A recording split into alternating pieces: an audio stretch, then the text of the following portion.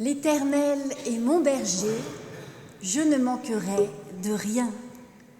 Dit avec confiance un psaume. Bienvenue à toutes et à tous dans ce temple.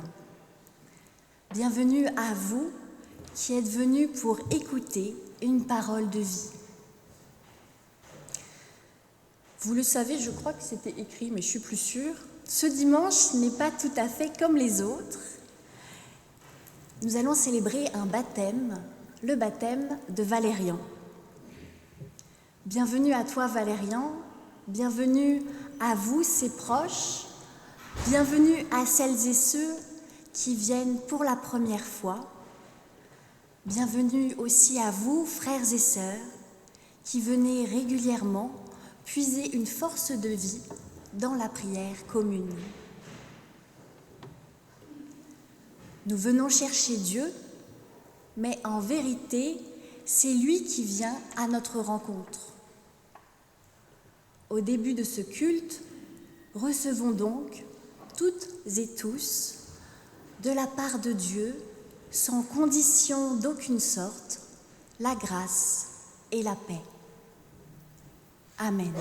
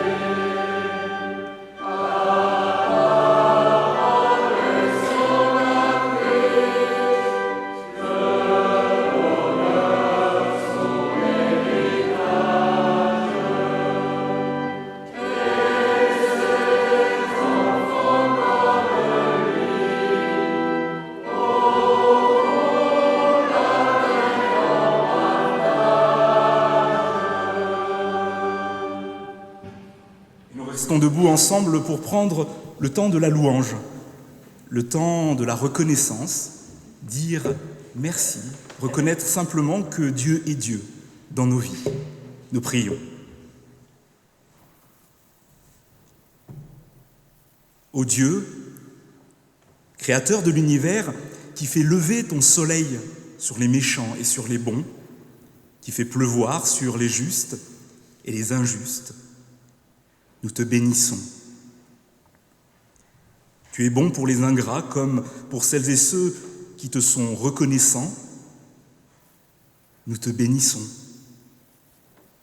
En Jésus, tu offres à toutes et tous ta parole de vie, sans calcul, sans mesure. Tu la disperses à tous les vents. Nous te bénissons.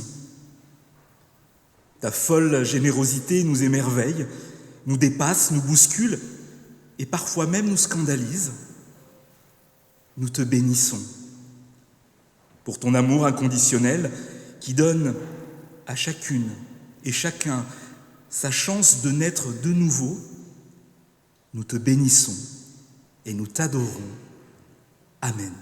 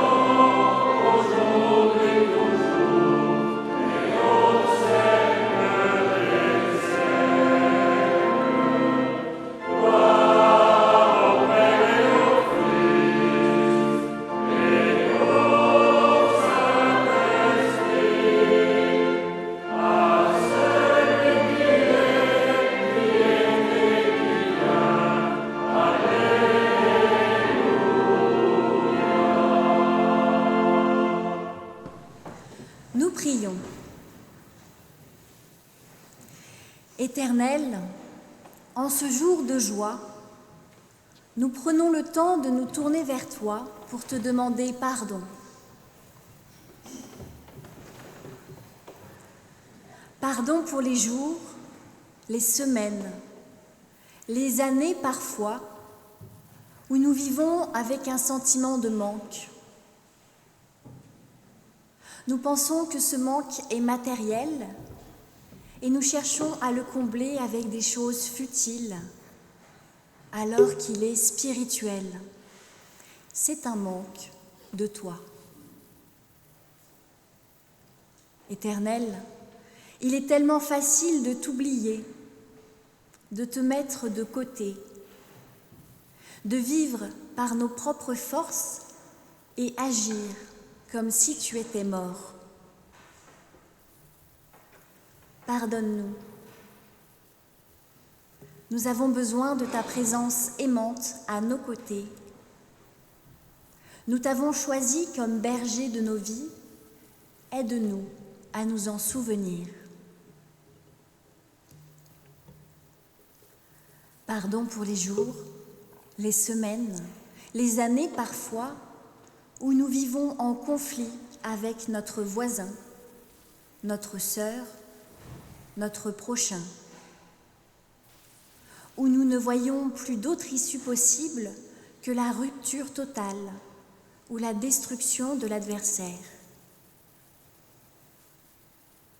Éternel, il est tellement facile d'oublier que l'autre est autant aimé de toi que nous le sommes, qu'il a le même droit à vivre. Pardonne-nous. Montre-nous qu'un chemin de paix est possible.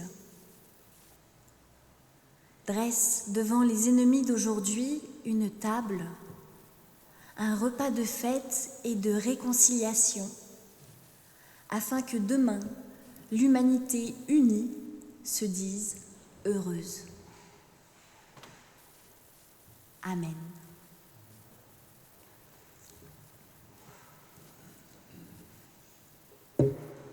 Amis, soyez remplis de reconnaissance, car l'Éternel a choisi d'être votre berger. Chaque jour, il prend soin de vous et restaure votre âme.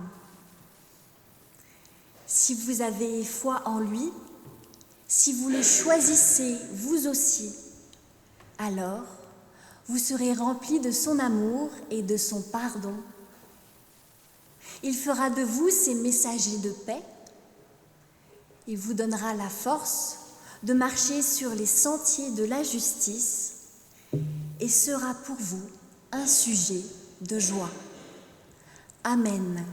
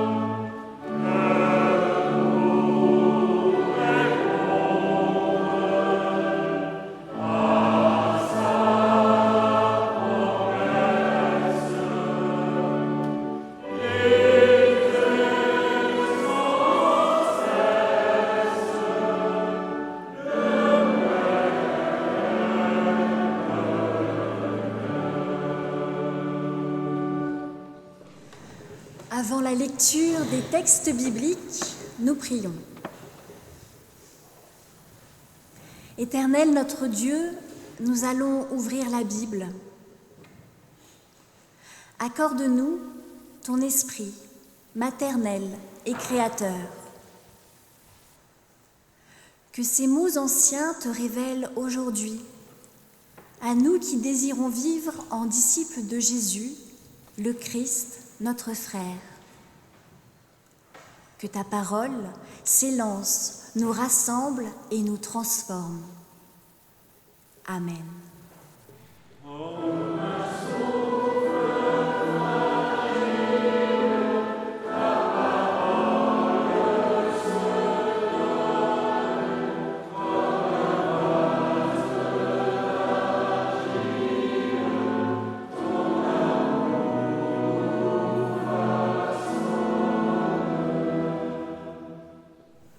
Psaume 23, Cantique de David.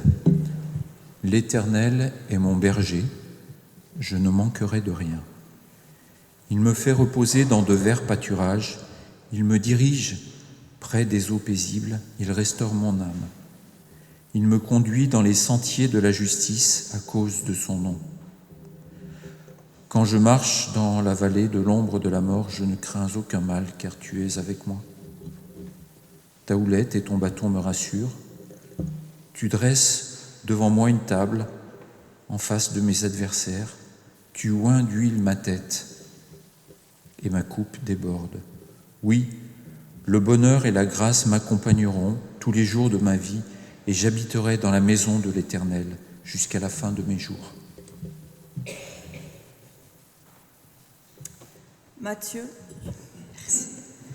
Matthieu, chapitre 5, versets 1 à 12. Voyant la foule, Jésus monta sur la montagne, et après qu'il se fut assis, ses disciples s'approchèrent de lui. Puis, ayant ouvert la bouche, il les enseigna et dit : Heureux les pauvres en esprit, car le royaume des cieux est à eux. Heureux les affligés, car ils seront consolés. Heureux les débonnaires, car ils hériteront la terre. Heureux ceux qui ont faim et soif de la justice, car ils seront rassasiés. Heureux les miséricordieux, car ils obtiendront miséricorde. Heureux ceux qui ont le cœur pur, car ils verront Dieu. Heureux ceux qui procurent la paix, car ils seront appelés fils de Dieu. Heureux ceux qui sont persécutés pour la justice, car le royaume des cieux est à eux. Heureux serez-vous lorsqu'on vous outragera, qu'on vous persécutera et qu'on dira faussement de vous toutes sortes de mal à cause de moi. Réjouissez-vous et soyez dans l'allégresse, parce que votre récompense sera grande dans les cieux, car c'est ainsi qu'on a persécuté les prophètes qui ont été avant vous.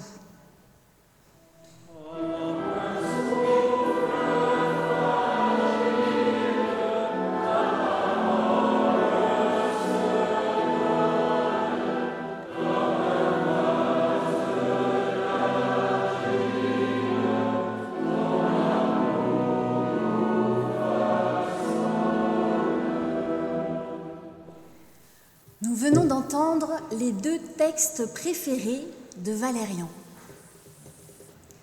Deux textes qui, une fois mis ensemble comme nous venons de le faire, nous proposent un chemin de vie. Un chemin que l'on pourrait résumer ainsi : avoir confiance en Dieu nous permet d'être heureux. Je commence par la confiance en Dieu et le psaume 23. L'Éternel est mon berger, je ne manquerai de rien. Voilà l'expérience de vie que nous confie le roi David. Lorsqu'il fait de l'Éternel son berger, lorsqu'il le laisse guider sa vie, alors le manque ne se fait pas ressentir. Mais si David laisse l'Éternel dans un coin et qu'il choisit de tracer son propre chemin, alors un manque est bien présent. le manque. C'est un concept que notre société moderne connaît bien. Tous les commerciaux jouent sur ce manque qui habite l'être humain depuis la nuit des temps et usent de multiples stratégies pour décupler cette sensation et nous inciter à croire qu'en achetant cette grosse voiture, ce nouveau smartphone ou n'importe quoi d'autre, alors nous serons comblés.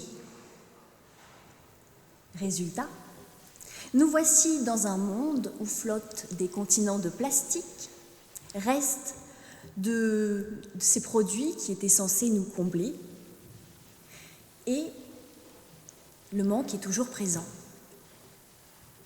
Alors, nous nous disons que nous avons fait le mauvais choix, que nous n'avons pas choisi le bon produit parmi cette infinité d'articles, et nous consommons autre chose qui ne nous satisfait pas davantage, et cela fait tourner l'économie, et nous ne sommes toujours pas heureux. Parmi tous les choix que le roi David peut faire, le meilleur pour lui, c'est de faire de l'Éternel son berger, c'est-à-dire de faire le choix de laisser quelqu'un de plus grand que lui, de plus grand qu'un roi, prendre à sa place les décisions pour sa vie. Alors que David avait une grande liberté d'action pour combler son vide intérieur, il choisit librement de s'en remettre au jugement de quelqu'un d'autre. Il renonce à une certaine forme de liberté et se laisse guider et conduire. Et cela comble son manque intérieur.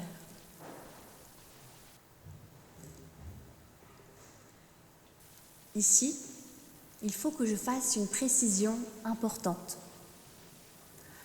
Je ne suis pas en train d'affirmer qu'il faut renoncer à nos libertés fondamentales pour être un bon croyant ou pour être heureux.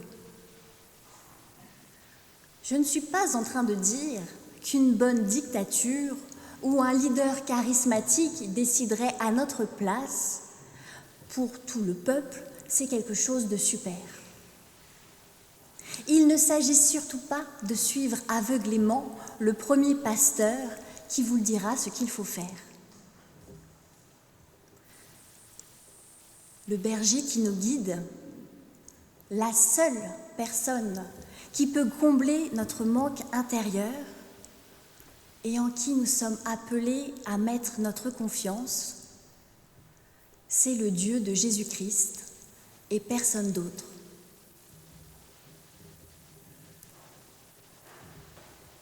Un Dieu qui nous aime, qui prend soin de nous comme un bon berger prend soin de ses brebis.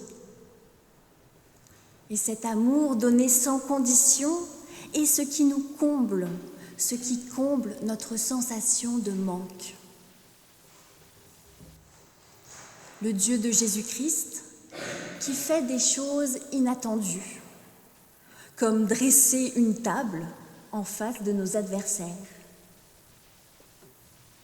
Ce Dieu, au lieu de nous donner des armes pour détruire les autres, les écraser, leur imposer notre façon de voir le monde, nous demande de nous asseoir autour d'une table pour échanger et partager un repas avec ceux qui ne nous ressemblent pas. À la place de la confrontation, l'Éternel ouvre à la discussion. C'est ainsi que nous reconnaissons Dieu dans nos vies, que nous savons que c'est bien lui qui agit et non un quelconque gourou. Lorsque nous ouvrons des possibles non violents, lorsque nous préférons le dialogue, lorsque nous prenons le temps de connaître l'autre au lieu de le condamner. En nous laissant guider de la sorte, le bonheur et la grâce nous accompagnent chaque jour de notre vie et nous demeurons proches de l'Éternel, dans sa maison, comblés, heureux.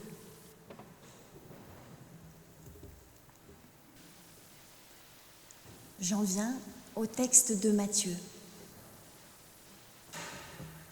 Parce que nous avons choisi de faire de Dieu notre berger, parce que nous lui faisons confiance pour guider notre vie, parce que lui seul comble notre sensation de manque d'une façon durable et bonne, alors nous sommes heureux. C'est parce que nous avons choisi Dieu, et qui nous a choisis bien sûr, que nous sommes heureux et non l'inverse. Rien à voir avec la fameuse pyramide de Maslow. Je ne sais pas si vous la connaissez. À peu près, ouais, plutôt. Cette pyramide affirme que l'on s'occupe du spirituel qu'après avoir comblé tous nos autres besoins. Dieu est au sommet de la pyramide et il faut d'abord avoir mangé, avoir un toit sur la tête, avoir un travail, avoir des amis, avant d'avoir la possibilité, la place dans son esprit de s'occuper de Dieu. Donc, Dieu passe en dernier, si on a le temps et si on en ressent le besoin. Et ce n'est pas lui, en définitive, qui nous permet d'être heureux, mais bien le fait d'avoir comblé tous ses autres besoins avant. Le psaume 23, les béatitudes, ce début du chapitre 5 de Matthieu, et la Bible en général nous proposent un retournement de situation. Peu importe ta condition sociale, si tu fais de Dieu le berger de ta vie, alors tu seras heureux.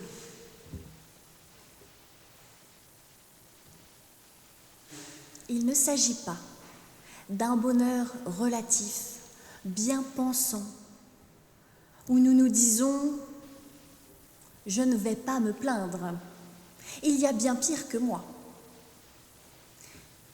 mais d'un bonheur sincère, profond, qui nous comble et transforme notre quotidien. Nous sommes heureux parce qu'au contact de l'Éternel, nous apprenons la miséricorde. Notre cœur devient pur et nos actions sont guidées par la douceur et le désir de faire advenir la paix. Ce bonheur, cette confiance nous met en mouvement pour appliquer les commandements d'amour de Jésus, pour dresser des tables de dialogue, pour être lumière du monde. C'est un heureux dynamique qui nous donne l'envie et la force de le partager autour de nous.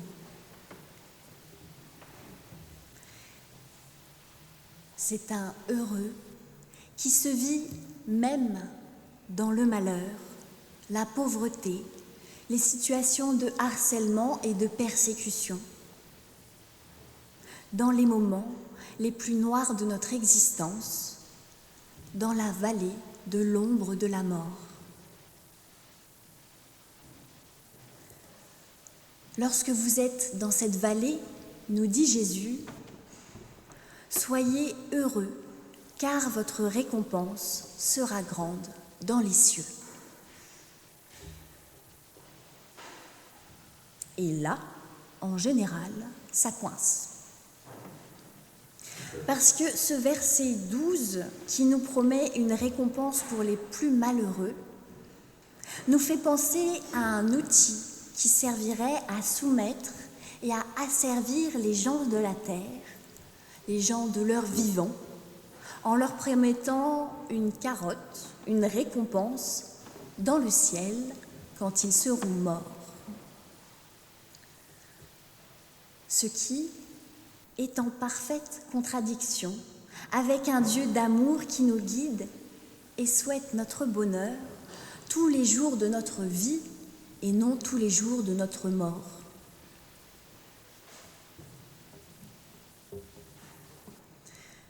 Sauf que dans le langage courant, on est bien d'accord que souvent on dit que quand on meurt, on va au ciel.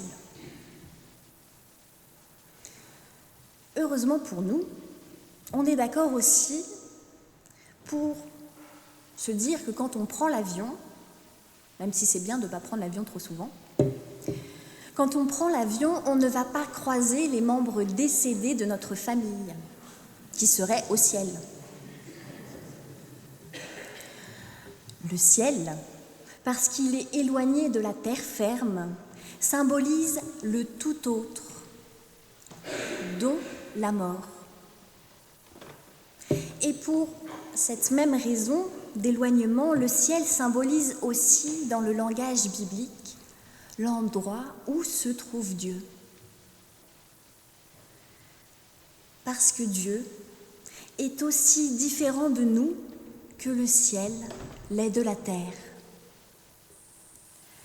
Parce qu'il nous arrive d'être aussi loin de Dieu que la terre l'est du ciel. Cette image nous dit quelque chose de Dieu et de notre relation, de notre proximité avec lui.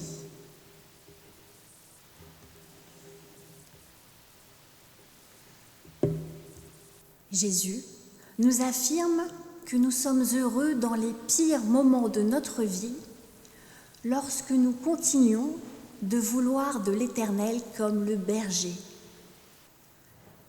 Alors que quand on est au fond du trou, on a toutes les raisons du monde de rejeter Dieu. C'est l'histoire de Job dans l'Ancien Testament. Facile d'être heureux, de remercier quand on a tout, quand on est au sommet de cette pyramide de Maslow. Mais quand on n'a plus rien et qu'on continue de croire, qu'on continue de vouloir de Dieu, alors là, c'est beaucoup plus fort. Avoir la foi et faire confiance même dans la détresse réduit considérablement l'écart entre le ciel et la terre, entre Dieu et la personne qui croit. Cette réduction d'écart entre le croyant et Dieu, qui est à la fois, c'est cette réduction d'écart entre le croyant et Dieu qui est à la fois source de joie et récompense. Sentir ce Dieu berger, ce Dieu amour, rester tout près de nous et nous accepter alors que le monde entier nous a rejetés. Voilà une source de joie, une lumière dans la nuit, un heureux à ne pas dénigrer.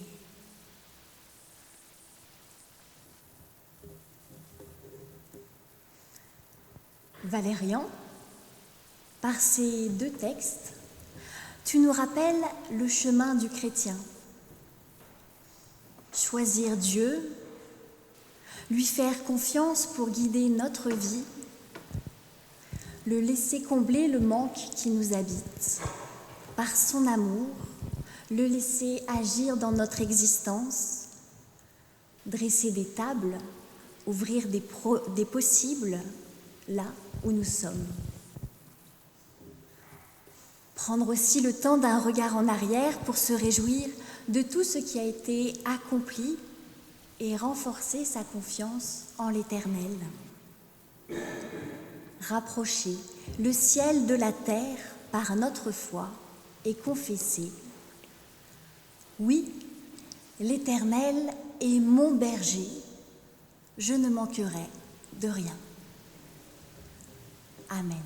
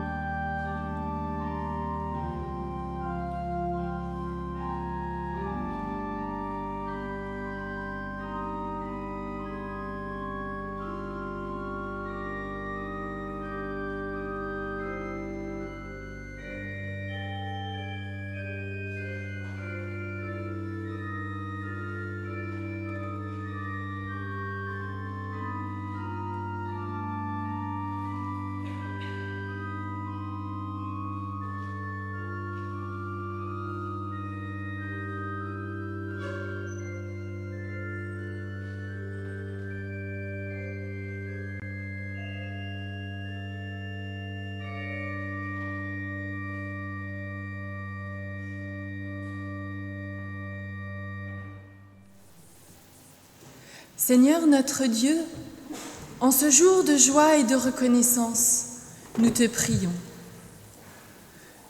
Nous te prions pour toutes celles et tous ceux qui se sentent différents, qui ne rentrent pas dans les cases de la société et qui en souffrent. Que ton esprit les accompagne afin qu'elles se disent heureux. Que des messagers de ta parole leur montrent que tu nous as voulus tous différents, uniques et complexes. Que ta lumière nous illumine afin que nous sachions mettre en valeur les dons de chacun. Nous te prions pour que l'humanité se rapproche de toi, qu'elle place en toi sa foi, afin que, malgré le mal qui semble régner, elle sache vivre le présent dans la confiance, libérée de la peur et soucieuse d'agir pour le bien commun.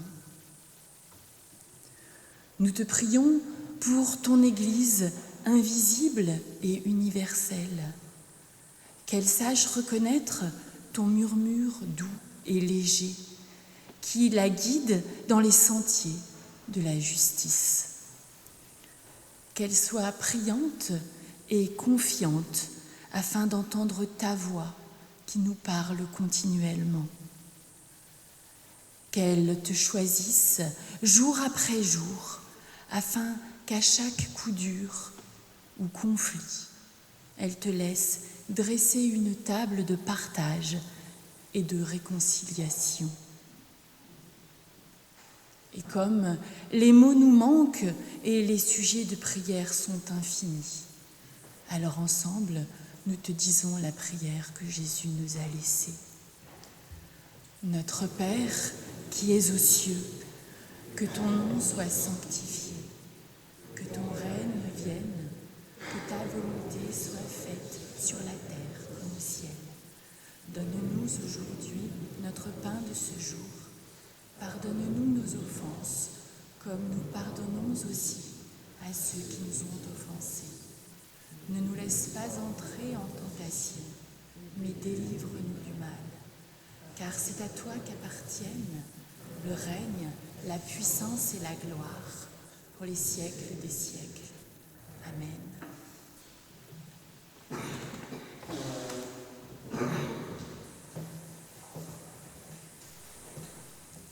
Pour l'envoi et la bénédiction, je vous invite à vous lever.